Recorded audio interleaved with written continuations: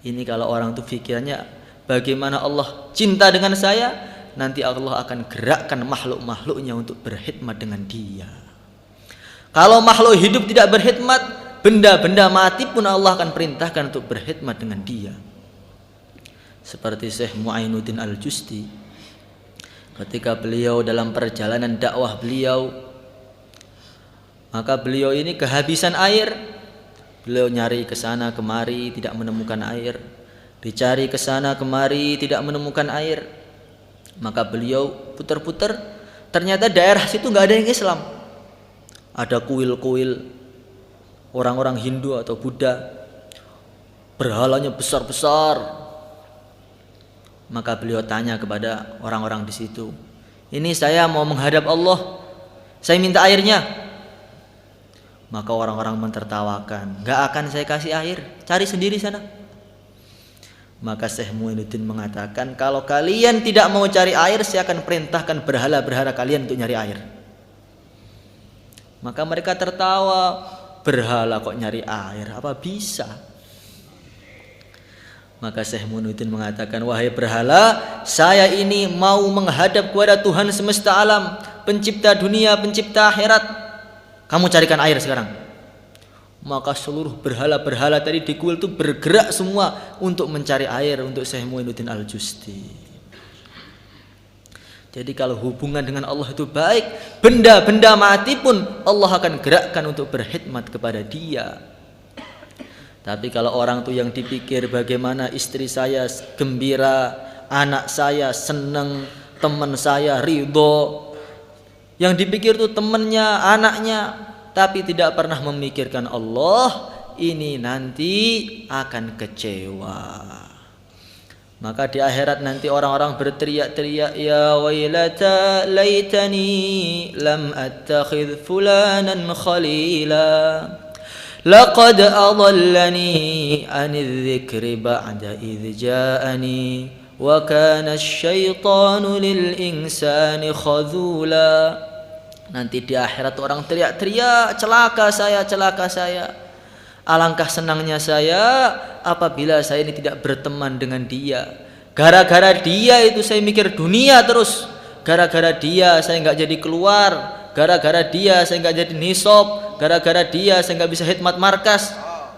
Maka kita nyesel betul, kita akan Masya Allah, ya wailata laitani, seumpama dulu kenalan saya ini orang-orang yang aktif itu, insya Allah saya ini gembira di sini. Hadirin dimuliakan Allah Subhanahu wa taala. Begitu banyak anugerah yang Allah berikan kepada kita. Kita duduk di masjid mendengar azan, ketika mendengar asyhadu alla ilaha illallah, kita mengatakan raditu billahi rabba wa bil islami dina wa bi muhammadin rasula. Maka Nabi mengatakan ghufira lahu ma taqaddama min dzambihi wa ma ta'akhkhar.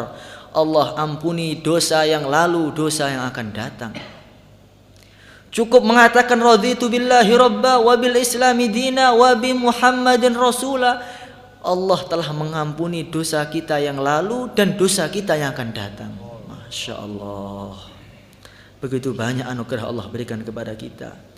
Kita dengar azan, setelah azan kita berdoa, Allahumma rabba hadhihi ad-da'wati at-tammah was-salatil qa'imah ati sayyidana Muhammadanil wasilata wal fadilah wab'athhu maqaman mahmudan allati wa'adtah.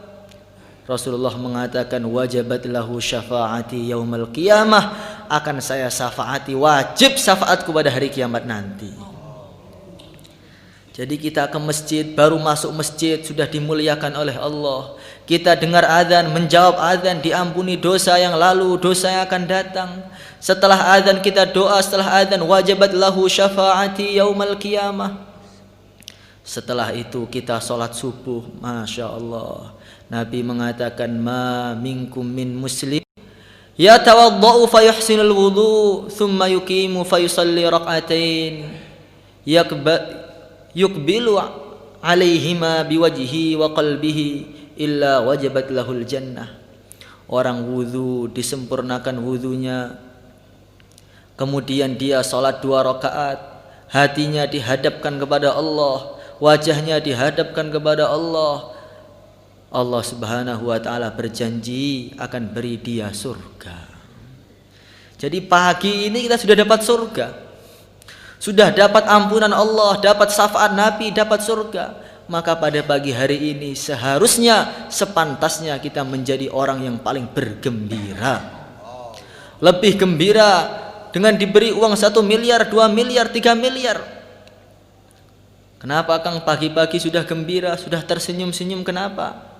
Oh, kamu tidak tahu. Tadi saya ke masjid, dimuliakan Allah. Setelah ke masjid saya jawab azan, diampuni dosanya oleh Allah. Saya doa setelah azan, disyafaati Rasulullah. Saya salat subuh berjamaah, ini sudah dapat surga. Maka orang mukmin kok sedih? Ini karena kurang syukur.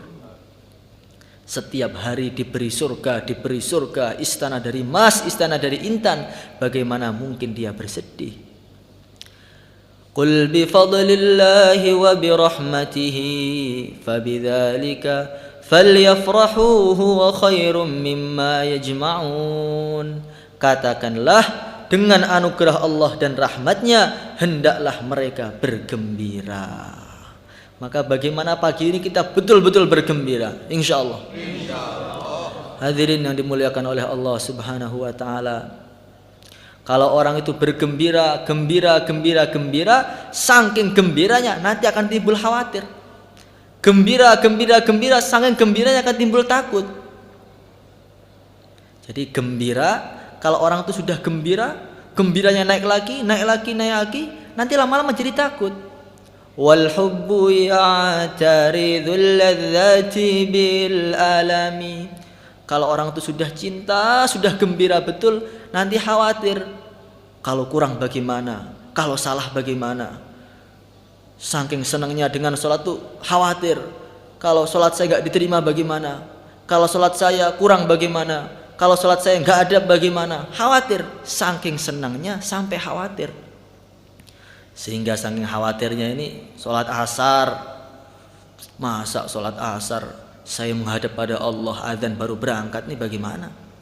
Kalau saya dipanggil presiden saja, manggilnya hari Senin, Sabtu sudah persiapan. Kok dipanggil pencipta dunia, pencipta akhirat, azan baru berangkat. Akhirnya jam 3 sudah mandi. Jam 3 sudah mandi, persiapan. Masih gak puas lagi, sowan kepada Allah. Masa persiapannya 2 jam, zuhur sudah berangkat. Jadi sholat asar tuh zuhur sudah berangkat. Sholat zuhur subuh sudah berangkat. Sholat subuh isya sudah berangkat. Lah, di masjid terus nanti Pak? Iya, keluar 4 bulan, 40 hari. Maka dulu Syekh Ilyas ketika awal-awal dakwah jamaah 3 hari. Pada awal-awal dakwah ini belum terlalu tertib. Jadi jamaah itu setelah sholat tidur, nunggu sholat lagi, tidur lagi, nunggu sholat lagi, tidur lagi. Maka ada satu ulama bertanya pada Syekh Ilyas, wahai Syekh, santri kamu tuh amalannya kok aneh sekali. Sholat, habis itu tidur, sholat lagi, tidur lagi, itu amalan apa itu?